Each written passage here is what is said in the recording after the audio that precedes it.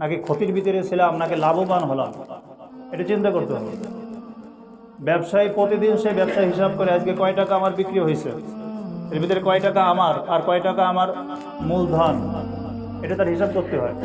মাস গেলে পরে গড়ে একটা হিসাব করে এই মাসে আমি কতগুলো টাকা ইনকাম করলাম, এই আয়ের ভিতরে আমার কতটুকু টাকা, কত পরিমাণ টাকা আমার মূলধন, আর কতটুকু আমার জন্য অগ্রিম বা অতিরিক্ত আমি আয় করতে পারছি, লাভ হয়েছে, এটা হিসাব করতে হয়। বাৎসরিক একটা হিসাব করে ব্যবসায়ী কত টাকা আয় করছে, কত টাকা ব্যয় করলাম এবং কত টাকা বাকি আছে, এটা একটা হিসাব করে না? কথা বলে না, করে না এরকম? এটা করে কেন?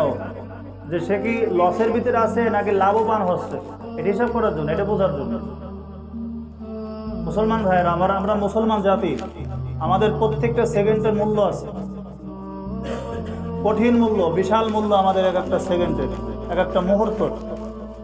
আর এই মূল্য শুধু আমরা এই জবান দিয়ে বললাম আর হয়ে গেল, এটা না, এটা দলিল প্রমাণ সহ আল্লাহ তাআলা আমাদেরকে দিচ্ছেন, এটা সার্টিফিকেট আকারে আল্লাহ দিয়ে দিয়েছেন, তোকে আমি প্রত্যেকটা সেকেন্ড দামি বানাই দিলাম। এটা হলো আল্লাহর সার্টিফিকেট, রাসূলের সার্টিফিকেট আমাদের জন্য, এটা আমাদের সৌভাগ্য। ঠিক এই কারণেই আল্লাহ রাব্বুল আলামিন কোরআনের ভিতরে আমাদেরকে জিজ্ঞাসা করতেছেন, আমা হাসিবতুম আন্নামা খলাকনাকুম আবাসা ওয়া আন্নাকুম ইলাইনা লা তুরজাউন। এই তোমরা কি চিন্তা করো, তোমাকে ধ্যান ধারণা বা চিন্তা কি এরকম যে আমি আল্লাহ তাআলা তোমাকে অনর্থক সৃষ্টি করছে, আমার কোনো উদ্দেশ্য নাই তোমাকে সৃষ্টি ভিতরে, ওয়া আন্নাকুম ইলাইনা লা তুরজাউন, তোমাকে আমার কাছে আশা লাগবে না, তোমরা কি এই ভাবো নাকি? এই প্রশ্নটা কে করতেছে? মহান আল্লাহ রাব্বুল আলামিন এই প্রশ্ন আমাদেরকে করতেছে যে তোমাকে কি এরকম ধ্যান ধারণা নাকি, তোমরা এরকম চিন্তা ফিকির করো নাকি যে আমি তোমাদেরকে অনর্থক সৃষ্টি করছি?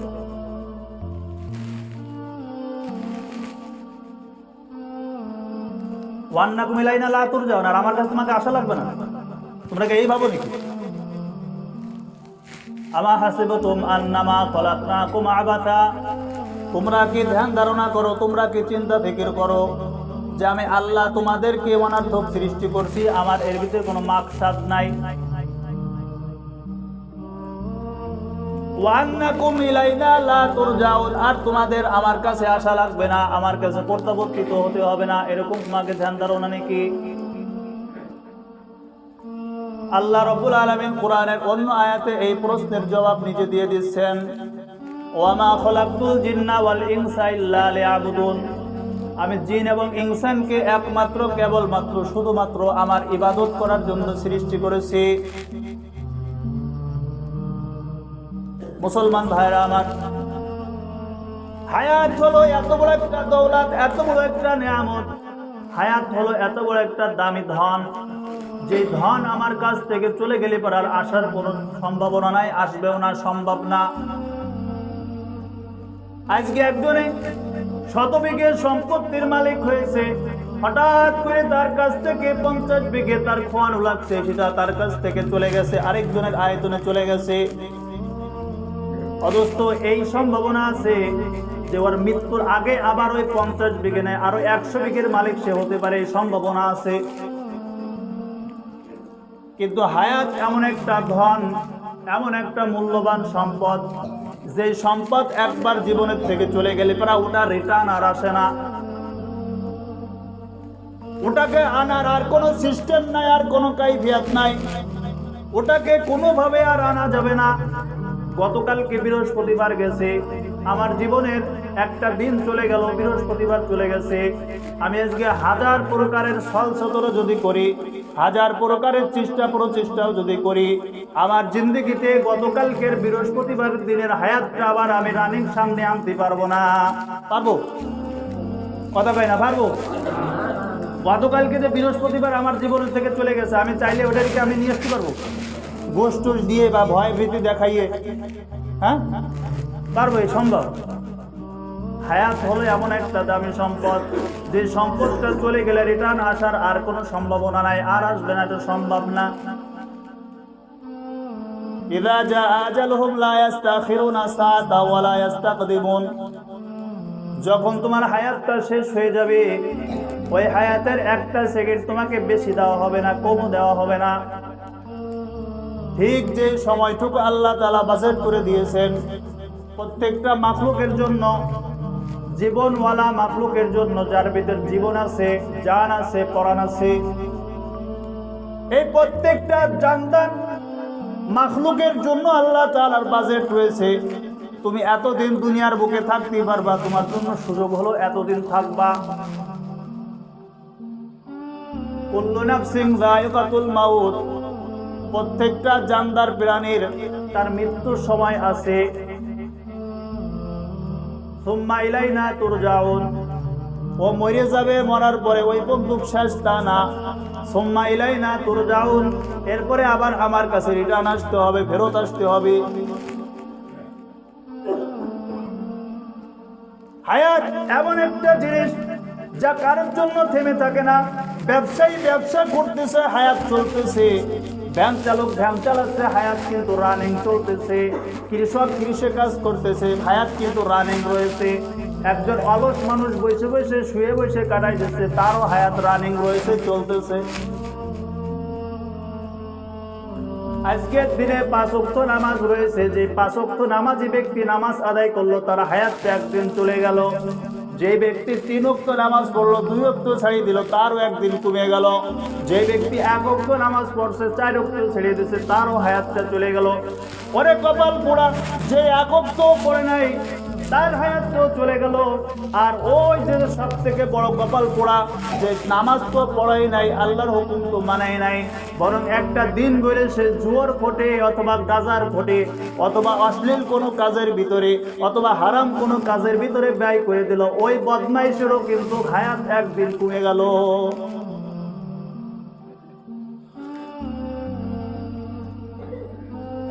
এই যে কয় শ্রেণীর লোকের নামটা বললাম, প্রত্যেকের হায়াত এক এক দিন করে কমছে, কিন্তু লাভবান কে? কথা কয় না, লাভবান কিটা হলো? যে 5 ওয়াক্ত নামাজকে আদায় করতে পারলো, তার ওই একটা দিন কামিয়াব হয়ে গেল, ও হলো লাভবান। হায়াত কিন্তু সবাই কমেছে, কিন্তু লাভবান হয়েছে ওই একজন। ও মুসলমান, আমাদের হায়াত এরকম ভাবে আমার আপনার জিন্দগি থেকে চলে যাচ্ছে, রিটার্ন আর আসবে না। কিন্তু ভাবার বিষয় হলো আমার আপনার জন্য কি জিনিসটা করতেছি, কোন জিনিসটা আমার আপনার জন্য রাখতেছি, এটা হলো ভাবার বিষয়। আল্লাহ এবং আল্লাহর নবীর ভালোবাসা, আল্লাহ এবং আল্লাহর নবীর দেখানো পথ, সেই পথে চলা হলো আমার আপনার জন্য কামিয়াবিতা রয়ে গেছে, সফল কামিতা রয়ে গেছে। সেটাই হলো সঠিক পথ। ওই পথে চললে পরে আমি আপনি গন্তব্য স্থানে পৌঁছাইতে পারবো। ওই স্থানে চললে পরে সামনে কোনো বাধা আসবে না। ওই পথে যদি চলে আমার আপনার হায়াতটুকু কোনো প্রকারের কোনো নষ্টর দিকে যাবে না, আসল দিকে যাবে। আমার আপনার গন্তব্য হলো জান্নাত। আর ওই পথে যদি চলি, আল্লাহর মহাব্বত আর নবীর মহাব্বত নিয়ে যদি চলতে পারে, তাদের হুকুমগুলো যদি পালন করতে পারে, তাহলে পারা ওই রাস্তার লাস্টে যায় আমার আপনার জন্য জান্নাত বসে রয়েছে। বলেন সুবহানাল্লাহ। মুসলমান ভাইরা আমার, আল্লাহ রাব্বুল আলামিন বলতেছেন, ও আমার মুসলমান ভাইরা, আল্লাহ তাআলা কি বলতেছেন আমাদেরকে? কুল্লু নাফসিন যায়িকাতুল মাউত সুম্মা ইলাইনা তুরজাউন। জানদার প্রাণীর কাছে মৃত্যু যখন আসবে, আজরাইল যখন এসে যাবে, জানটা নিয়ে নেওয়া হবে। ওই জানটা যখন নিয়ে নিল, এই পর্যন্ত কি তার শেষ হয়ে যাবে? কয় না, তার শেষ হবে না। এরপরে আল্লাহ তাআলার কাছে যাওয়া লাগবে। আল্লাহ তাআলার কাছে যাইয়ে তার জবাবদিহিতা করা লাগবে। তারপরে তার জন্য একটা ফয়সালা হয়ে যাবে, যে জান্নাতি তাকে জান্নাতে দিয়ে দেওয়া হবে, যে দোজখী তাকে দোজখে দিয়ে দেওয়া হবে। ওই দিনকে বান্দা আল্লাহর কাছে আফসোস করে বলতে থাকবে, আল্লাহ একটা মিনিট সময় চাই, একটা দিনের সময় চাই। আল্লাহ একটা মাসের জন্য আমাকে একটু দুনিয়ার বুকে পাঠাই দাও, একটা দিনের জন্য একটু পাঠাই দাও, একটা সেকেন্ড আমাকে সময় দাও, আমাকে আবার দুনিয়ার বুকে পাঠাই দাও। আমি এরপরে যতটুকু হায়াত পাবো আমি একদম সুন্দরভাবে কাটাবো। আল্লাহ একটা দিনও আমি অপথে কাটাবো না, গুনার দিকে কাটাবো না, আমাকে আর একটা দিন সময় দিয়ে দাও। সেই সময় তাকে বলা হবে, বান্দা তোমাকে অনেক বড় হায়াত দেওয়া হয়েছে, 60 বছর দুনিয়াতে রয়েছো, 40 বছর রয়েছো, 50 60 বছর তোমাকে আমি দুনিয়ার বুকে রেখেছি, তোমাকে আমি 70 বছর রাখলাম, তোমাকে আমি 20 বছর রেখেছি, তুমি বালক হওয়ার পরে তুমি 5 বছর দুনিয়ার বুকে রয়েছো। যতটুক সময় তোমাকে আমি দিয়েছি ওই সময়টুক ছিল তোমার জন্য গনিমত, ওটাই ছিল নেয়ামত। ওইটুক কাজে যদি লাগাই আসো আজকে তুমি তোমার তার সুফল তুমি পাবা। আর যদি তুমি সেটাকে কাজে না লাগাইতে পারো, তার যে বদ আমলের কারণে যে শাস্তি আছে সেটাও তোমার জন্য বরাদ্দ হয়ে যাবে। কিন্তু তুমি যে আমার কাছে দাবি করতেছো আবার যাওয়ার, তোমাকে আর রিটার্ন পাঠানো হবে না। আর পাঠানো কোন সিস্টেম নাই, পাঠাবো না। তুমি চলে আসো বাস, এই কমটুকি, তোমাকে আর পাঠানো হবে না।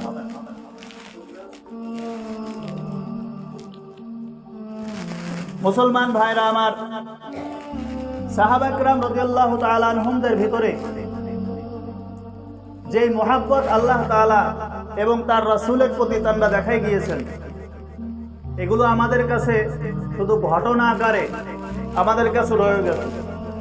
কিন্তু এইগুলো থেকেই আমাদের সবক গ্রহণ করতে হবে, এইগুলোর থেকেই আমাদের নসিহাত গ্রহণ করতে হবে, পথ দেখতে হবে যে কিভাবে আমার আপনার জিন্দেগিটা সামনের দিকে যেতে পারে। সাহাবাদের ঘরে খাবার নাই, নবীর ঘরেও খাবার নাই,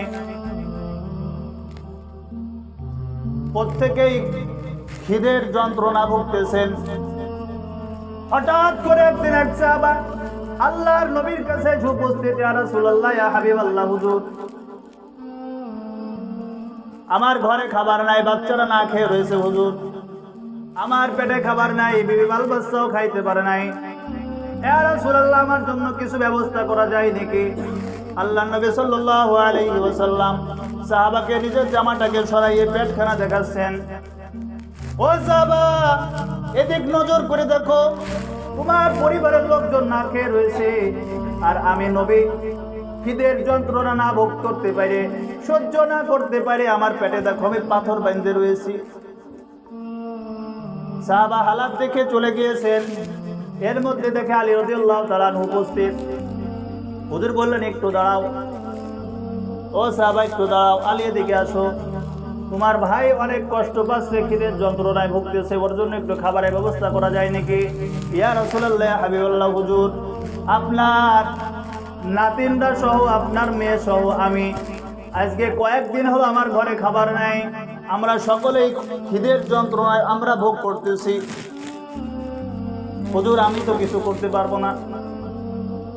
ও সাহাবা, তোমার ভাই অনেক আশা নিয়ে এখানে আসছে, একটা কাগজ লিখে দাও। কার কাছে কাগজ লিখবো? ওই কাগজখানা লিখবা উসমানের কাছে, তার কাছে লিখে দিবা, উসমান আল্লাহর নবী তোমাকে এই লোকটাকে 2000 টাকা দেওয়ার জন্য বলেছেন। কাগজ লেখা হয়ে গিয়েছে। সাহাবা কাগজখানা নিয়ে হযরত উসমানের বাড়িতে যখন গিয়েছেন, বাড়ির পাশে যাওয়ার পরে দেখেন হযরত উসমান রাদিয়াল্লাহু তাআলা আনহু তিনার যিনি হিসাব রক্ষক ছিলেন তার সাথে 1 আনা নিয়ে ঝগড়া করতেছেন। কয় আনা? 1 আনা নিয়ে ঝগড়া করতেছেন। 1 আনার হিসেব মেলে না, 1 আনা খরচ হলো কোথায়? আর এই 1 আনা গেল কোন জায়গা? উনিও করতে পারে না, দুইজনে ঘামি যাচ্ছে যে কি হলো, 1 আনা গেল কোথায়? 1 আনার হিসেব মেলে না। এ সাহাবা চিন্তা করতেছেন, হায় রে খোদা, হুজুর আমারে কার কাছে পাঠাইছে? যেই লোকটা 1টা আনার জন্য তার কর্মচারীর সাথে এইভাবে চেল্লাফেল্লা করতেছে, তার কাছে আমি এই 2000 টাকার একটা কাগজ কিভাবে দেব? কি বলে? নিজের কাছে একটু বাধা আসে না? যে লোকটা এত বড় কিপটে যে ওই 1 আনার জন্য তার কর্মচারীর সাথে এইরকম ব্যবহার করতেছে, তাকে আমি 2000 টাকার কাগজ কিভাবে দেব? সাহাবার মনটা বেজার হয়ে গিয়েছে। এবার আবার ফিরে চলে আসতেছেন। ফিরে চলে আসার পথে আজ আলীর সাথে দেখা। কি ব্যবস্থা হলো রে ভাই? কই তুমি আবার যাও, আবার সেই দরবারে যাও, যেই দেখে মিজাজটা এখন আরো পড়া। কি ব্যাপার? এখন তো আর বলা যাবে না, আগে যে হালাত ছিল তার থেকে আরো বেশি গরম হয়ে গিয়েছে। সাহাবা এবার চলে আসছেন আল্লাহ নবীর দরবারে। ইয়া রাসূলুল্লাহ, ইয়া হাবিবাল্লাহ, হুজুর কি করবো? আবার যাও, তার কাছে ওই কাগজখানা দিয়ে আসো। কাগজখানা যখন হজরতে ওসমানের কাছে যখন দেওয়া হলো, কাগজখানা দেখার পরে বলতেছে, ভাই রে, কাগজখানা তো প্রথম পড়ছেন, ওই যে বসছেন যে কিরা পাঠাইছে। এবার ওই সাহাবার কাছে হযরত ওসমান জিজ্ঞাসা করছেন, ভাই এটা কে পাঠাইছে?